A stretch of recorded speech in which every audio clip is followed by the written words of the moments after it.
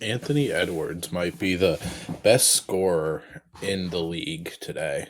And that again, that might sound like a crazy thing when you've got guys like Luka Doncic, Shea, Kevin Durant, and LeBron, Curry. They are all still here. Jokic is averaging 30. Embiid is averaged over 30.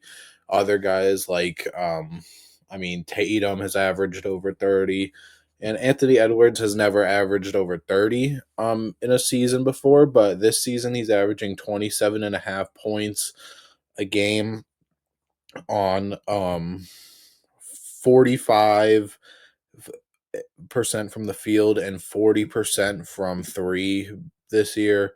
Um, and he's even 83% from the free throw line, which you would like to see up, but the amount of threes that Anthony Edwards has taken last season, he took under 7. This year he's taking just over 10, and again he's making over 4 a game, which is something crazy for a guy like Anthony Edwards, who for the longest time was just looked at as like a super athletic guy. He'll dunk all over you and things like that. But now he's really a 3 level scorer. He can still get to the basket with ease. And now he's the best like pull up jump shooter in the game today. I mean, I think he's probably taking the most threes per game this year. We can probably, let's see. The person that is taking the most threes a game is Stephen Curry with 11, and he's making 4 a game as well. But Anthony Edwards is second, and he's shooting a better 3-point percentage than Stephen Curry, than guys like um, Jason Tatum, Damian Lillard, Donovan Mitchell, James Harden, Trey Young, Clay Thompson, uh, Tyrese Halliburton. Uh, it's crazy. There's not a lot of people that are averaging better 3-point percentages, and when you take into the volume of what he's shooting, there's probably not a better 3-point shooter again other than Stephen Curry in the game today. And while he probably isn't the best scorer in the league, but he is definitely top 5. I mean, over his last 5 games he's averaging 33.5 points. He just had a he just had a 44-point game versus Memphis where he was 7 for 11 from 3, 13 for 19 from the field, 11 for 13 from free throw line. He was super efficient. He had a good plus minus too, which it's something that kind of can show you the opposite of the game, of what happened in the game if you did score a lot. But the Timberwolves are a team that this year, even though they are sitting at the 8th seed currently, and I think they will be finishing in the play in this season, because out of everybody that's jumbled up in the West, I think they're a game or two behind everybody else. So, but they are a team I am not sleeping on. I know they traded Cat for Julius Randle and Dante DiVincenzo in the offseason, but as of late, Julius Randle has looked great with the Timberwolves. I mean, Rudy Gobert is still who Rudy Gobert is, whether it's to the same degree. He's still probably a top 12 to 15 defender in the league. Um, and while there are guys that are getting more buzz for Defensive Player of the Year, like before Wemby went down, guys like Evan Mobley, Jaron Jackson Jr., even Draymond Green, like their teams are just doing a little bit better. And I mean, they are all pretty much better players than what Rudy Gobert is as of now. But and then I think that the Timberwolves bench between Naz Reid, Dante DiVincenzo, Nikhil Alexander Walker, that to me is like 3 of the best, maybe like 10 bench players in the league, and they're all on the Timberwolves.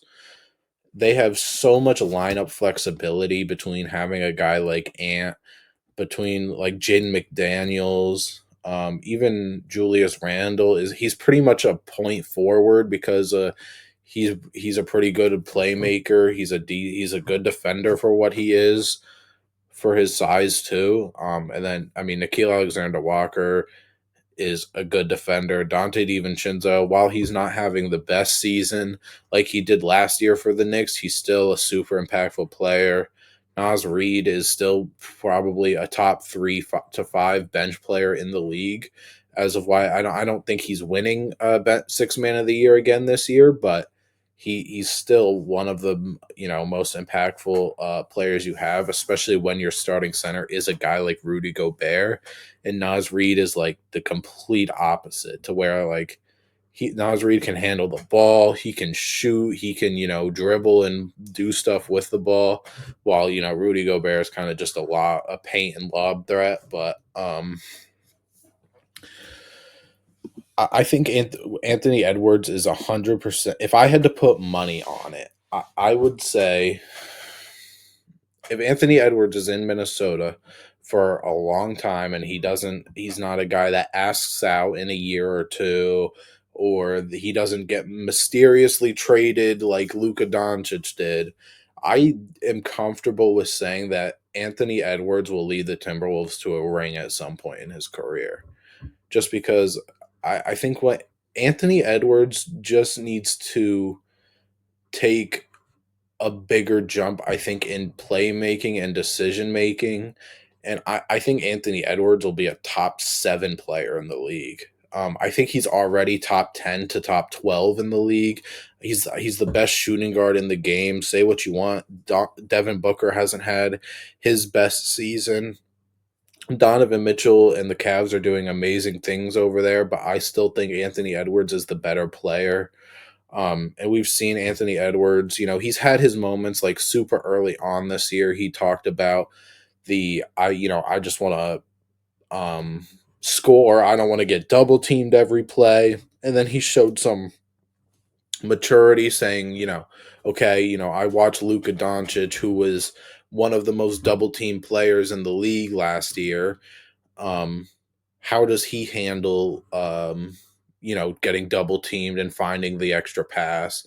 And I mean, even with the jump shooting, he said he was going to take a page out of like Dame or Steph Curry's book, and that obviously worked. But I just think the playmaking is the last step for Anthony Edwards, before he comes into one of those upper echelon uh like solidified superstars in this game. And again, I think he already is a superstar, but he was drafted in 2020. He's not This is only his fifth season.